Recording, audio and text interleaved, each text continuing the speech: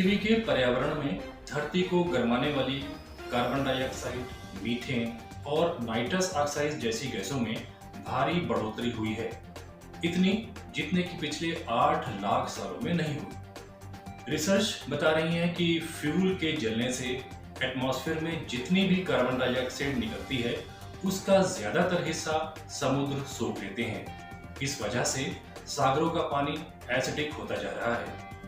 Coral और मूंगा की परतें इससे छिछली हो रही हैं। इसके अलावा बहुत सी समुद्री प्रजातियों को भी नुकसान पहुंच रहा है।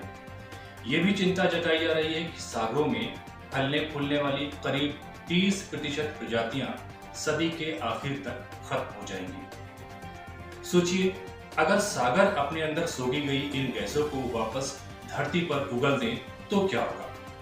तब जमीन पर तबाही और बर्बादी शुरू हो जाएगी।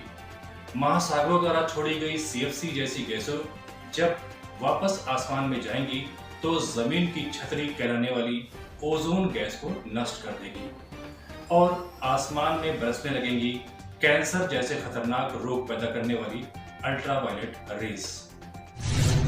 दुनिया भर के महासागर CFC यानी क्लोरोफ्लोरोकार्बन सहित अनेक गैसों के विशाल भंडार हैं।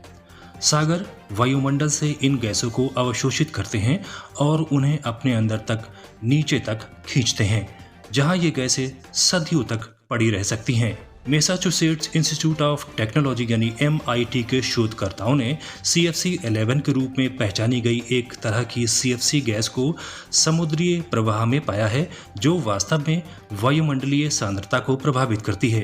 एक नए अध्ययन के आधार पर टीम ने बताया है कि दुनिया भर के महासागरों ने ओजोन को नुकसान पहुंचाने वाले शक्तिशाली केमिकल्स, जिसे वे लंबे समय तक अवशोषित कर रहे थे, अब उन्हें वापस उगलने लगे हैं।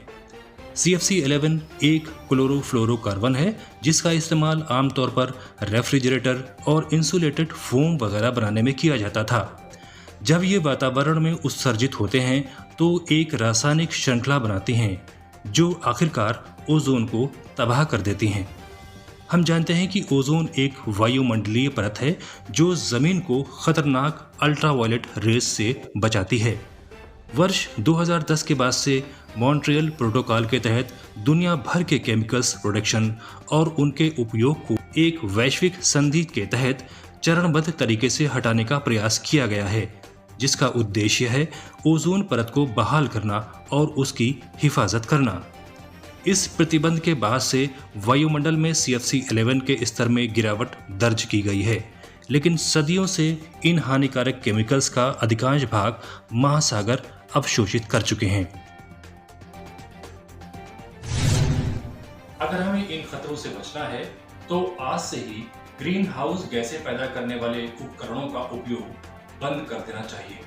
साथ ही पेड़ और जंगल लगाने के लिए अपने कदम बढ़ा देना चाहिए। आपको रिसर्च न्यूज चैनल का ये एपिसोड कैसा लगा, हमें कमेंट बॉक्स में जरूर बताइएगा।